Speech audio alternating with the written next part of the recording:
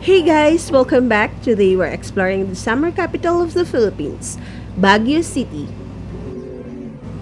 From walking down the iconic Session Road to eating our way through the night market food, passing by the famous colorful houses up in the mountains, and of course, we're ending at the most famous spot, the Strawberry Farm. So if you're ready for food, views, and good vibes, tara, let's go!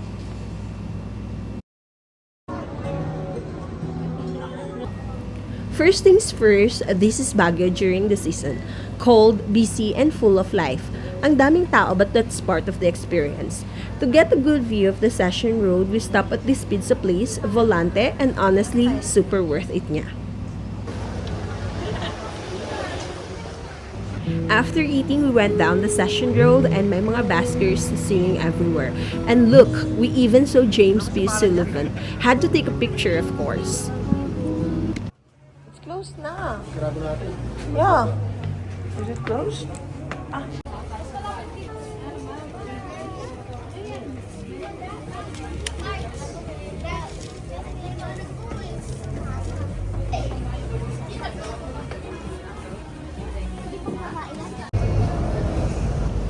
At the lower part of the Session Road, there's a food night market. Perfect shop for quick bites, and we grabbed some Taiwan milk tea to keep us going. Then we headed to the Rose Garden for the mini fair. Thai.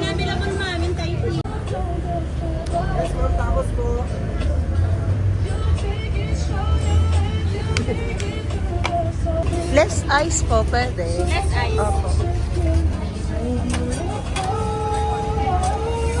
Tacos po, chili dogs.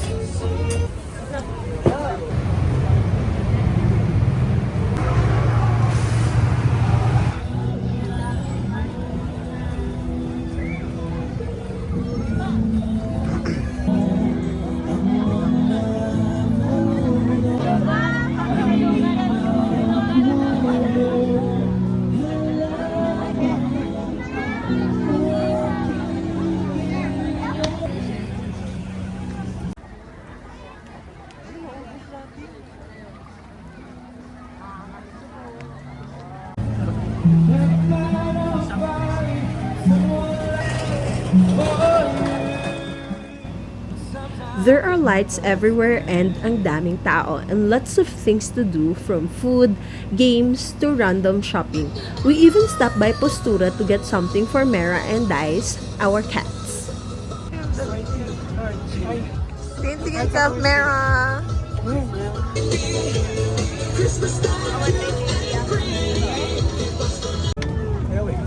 And we also tried our luck sa gacha, hoping for Naruto figures.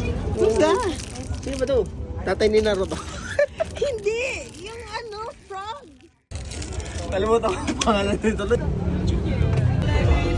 watch your step. Pero pag sa unang...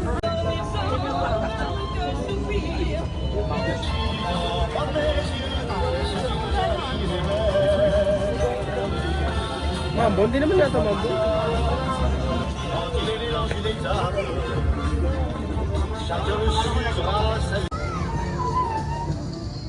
And of course, the famous night market along Harrison Road Night Market. This place usually opens around 9 p.m. and goes until early morning, and the road closes to traffic and it transforms into an ukay-ukay paradise.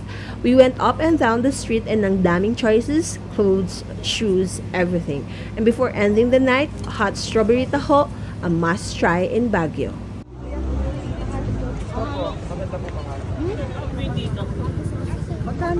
Next day, we woke up early para iwas traffic, and on the way, we passed by the famous Latrinidad Valley colorful houses.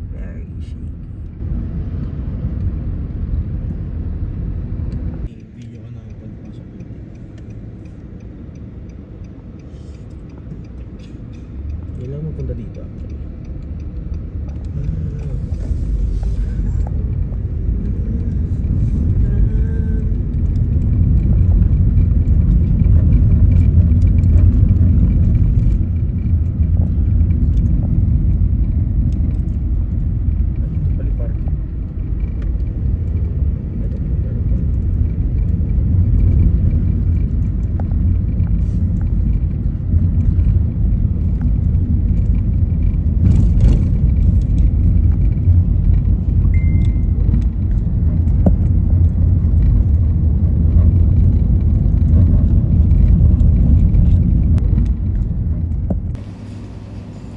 And finally, we arrive at the iconic Latrinidad Strawberry Farm.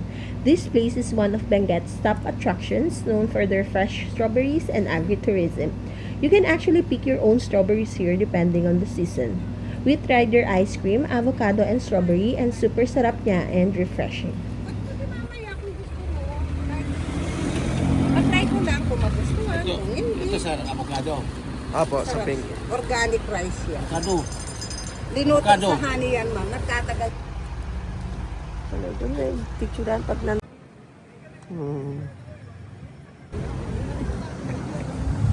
Bakit doon alaw mo, ma?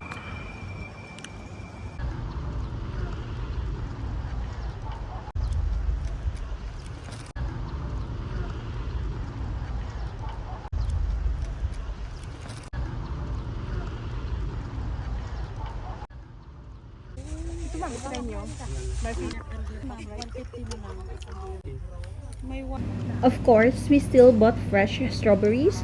There are also vendors offering food, fresh products, and strawberry picking experiences.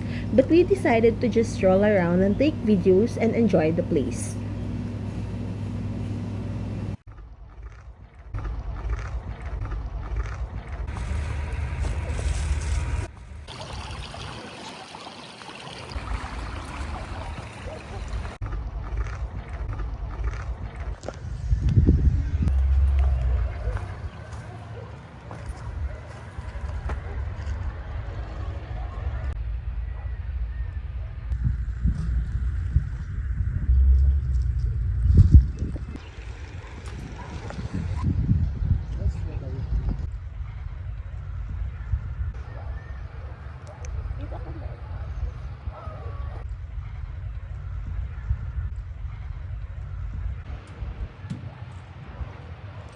Okay na?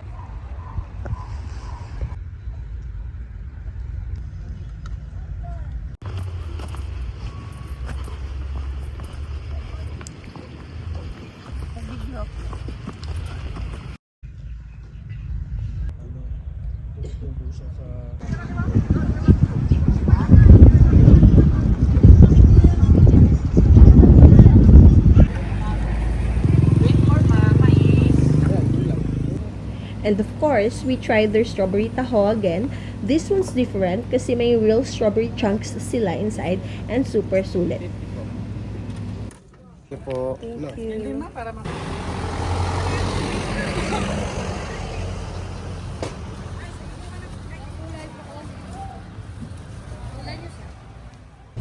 And don't forget yung fresh vegetables nila everywhere. You can really feel how local and authentic the place is.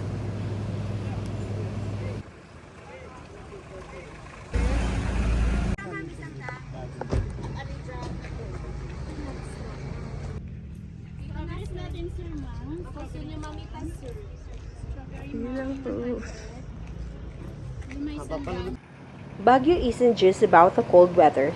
It's the experience, the food, the people, and the streets. Everything just feels alive. If you're planning your next trip, this might be your sign to visit Baguio. Don't forget to subscribe, and I'll see you on the part 2 of our Baguio adventure. Bye!